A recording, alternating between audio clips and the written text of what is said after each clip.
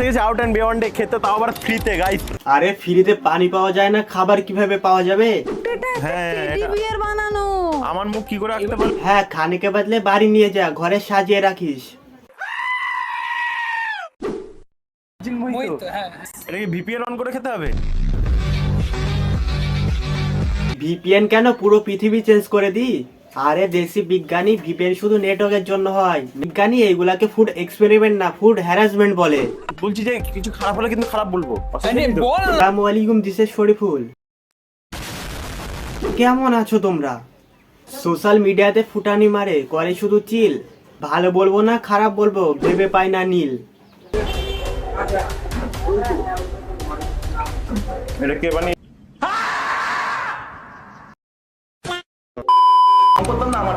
আমি সত্যি কথা বললে গায়ে লাগবে। ভালোকে ভালো বলবো না, খারাপকে খারাপ বলবো না, তাহলে বলবোটা কি? দিদি আমাদের খেতে ভালোবাসে, খাওয়ার পরে এই রিয়াকশন হয়।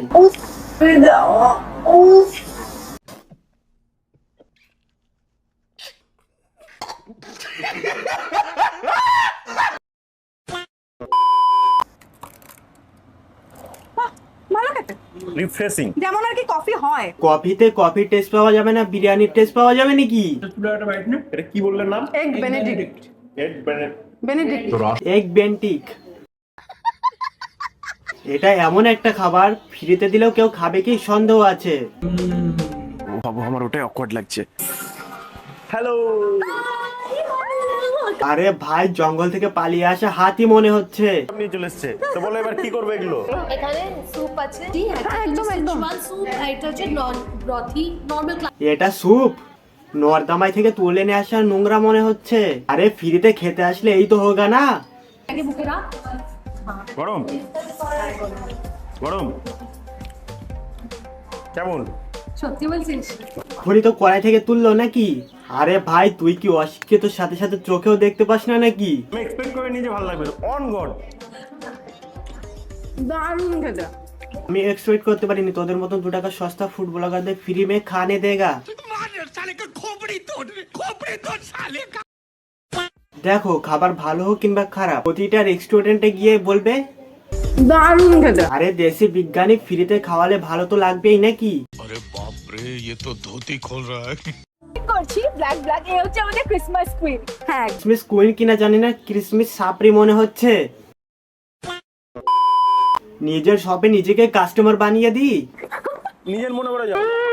ফুড ব্লগারদের মধ্যে 2 প্রকৃতির মানুষ হয়, এক ফ্রিতে খাওয়ার আর এক ফ্রিতে খাওয়ানোর। উনমে সে কোনোটাই নাই, পুরো রেস্টুরেন্ট নিজের মনে করছে। নিজের মনে করে যাও। বিরিয়ানি খেয়ে খেয়ে তো মোটা হয়ে গেছো তুমি। বিরিয়ানির দোকান খুলছে, বিরিয়ানি তো খাবে নাকি, নাকি আচার খাবে? মোটা হয়ে গেছো তুমি।